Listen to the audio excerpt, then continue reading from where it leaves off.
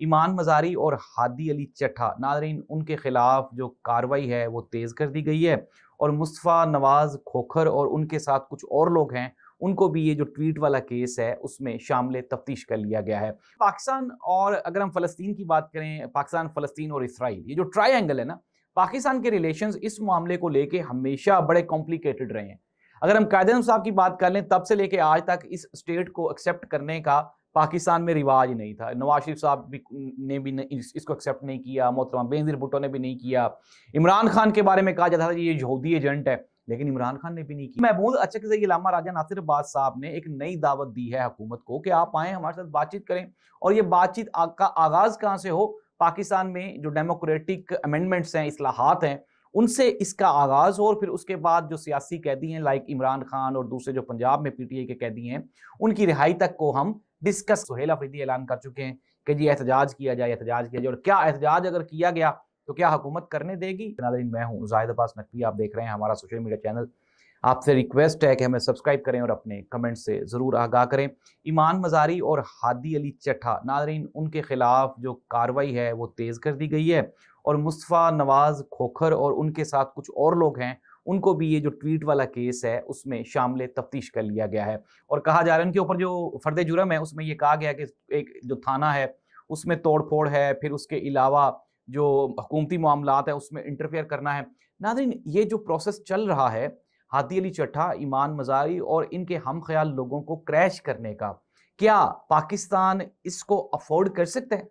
کیا ہمارے ملک میں جو آلریڈی کچھ سوالات اٹھ رہے ہیں انسانی حقوق کے بارے میں، انسانی حقوق کی جو تنظیمیں ہیں وہ بھی آلریڈی کہہ چکی ہیں، عمران خان کا معاملہ، پاکستان تحریک انصاف کا معاملہ، پولیٹیکل جو دھاندلی ہے اس کا معاملہ، وہ تو وہیں کا وہیں کھڑا ہے، لیکن اس کے ساتھ ہی ساتھ یہ جو ہم مزید محاذ کھول رہے ہیں یہ کچھ بھی نہیں ہے سوائے بوکھلاہٹ کے۔ ناظرین، سورسز یہ بتاتے ہیں کہ حالات جو ہیں وہ اسلام آباد کے اور لاہور کے وہ عدم استحکام کا شکار ہے، سیاسی حالات کی بات بتا رہا ہوں، اور اس کے ساتھ ہی ساتھ جو حکومت کے خلاف اٹھنے والی آوازیں ہیں وہ بھی آہستہ آہستہ شدت اختیار کرتی جا رہی ہیں۔ محمود اچکزئی علامہ راجہ ناصر عباس نے ملاقاتوں کا سلسلہ بڑھا دیا ہے، اور میں آپ کو ایک اور بھی خبر دینے والا ہوں، اور وہ خبر یہ ہے، آپ سن کے حیران ہو جائیں گے، اور بلکہ آپ کو حیرانگی سے بھی زیادہ ایک چیز ہوگی، اور وہ یہ ہے کہ ناظرین، پاکستان اور اگر ہم فلسطین کی بات کریں، پاکستان، فلسطین اور اسرائیل، یہ جو ٹرائی اینگل ہے نا، پاکستان کے ریلیشنز اس معاملے کو لے کے ہمیشہ بڑے کمپلیکیٹڈ رہے ہیں۔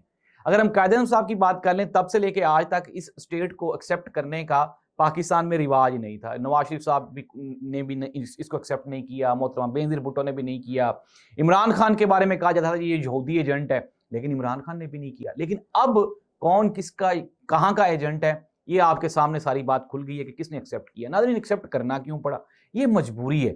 اگر ہم بات کریں، اگر ناظرین فار ایگزامپل آپ کے گھر کے حالات اچھے ہوں اور معاملات آپ کے ٹھیک چل رہے ہوں، تو پھر کیا ہوگا؟ باہر سے کوئی چور ڈاکو یا کوئی انویڈر آئے گا تو آپ کیا کریں گے؟ آپ ساری فیملی مل کے اس کو پکڑیں گے اور پکڑ کے اس کی ٹھکائی لگائیں گے۔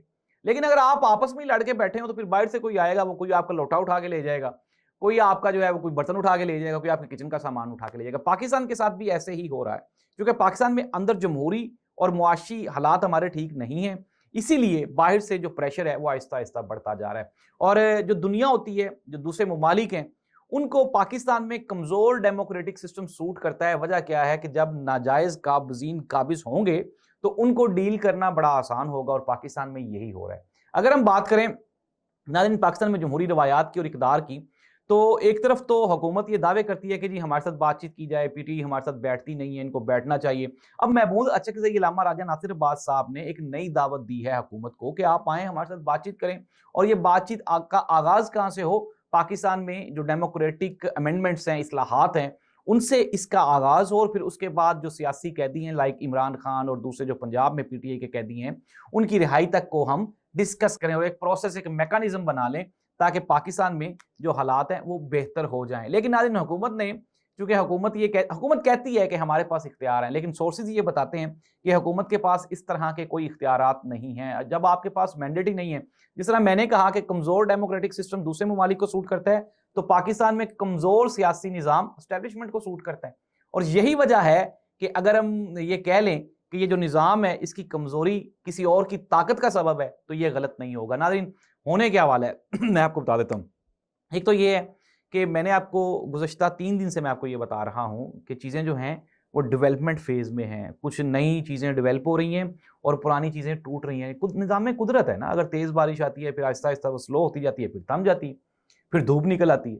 ہمیشہ ایک سا ٹائم نہیں رہتا. پی ٹی آئی کے لیے آنے والے چند دنوں میں چیزیں جو ہیں وہ مثبت ہونے والی ہیں، اور پی ایم ایل این اور پیپلز پارٹی کے وہ گروپس جنہوں نے جو شدت پسندی اور سیاست میں سختی کے قائل ہیں، وہ بہت جلد اپنے منطقی انجام کو پہنچنے والے ہیں. ناظرین، آپ سے ایک سوال ہے، آپ بتائیں کہ کیا پاکستان میں یہ جو سیاسی معاملات ہیں یہ بات چیت کے ذریعے حل ہونے چاہیے، یا پھر اس کا واحد حل وہ ہے جو سہیل افریدی اعلان کر چکے ہیں کہ جی احتجاج کیا جائے، احتجاج کیا جائے. اور کیا احتجاج اگر کیا گیا تو کیا حکومت کرنے دے گی؟ تو اس کا جواب ہے نہیں، ظاہر سی بات ہے وہاں پہ. اور اگر کنفلکٹ ہو جائے گا تو پھر کیا ہوگا؟ پھر اس میں پاکستان کا نقصان ہوگا اور پاکستانیوں کا نقصان ہوگا. ناظرین، فروری کا مہینہ سیاسی لحاظ سے انتہائی اہم ہے. اس دعا کے ساتھ کہ اللہ کرے کہ اس ملک میں جو بھی تبدیلی آئے وہ خوشنما اور پازیٹیو ہو. اللہ حافظ.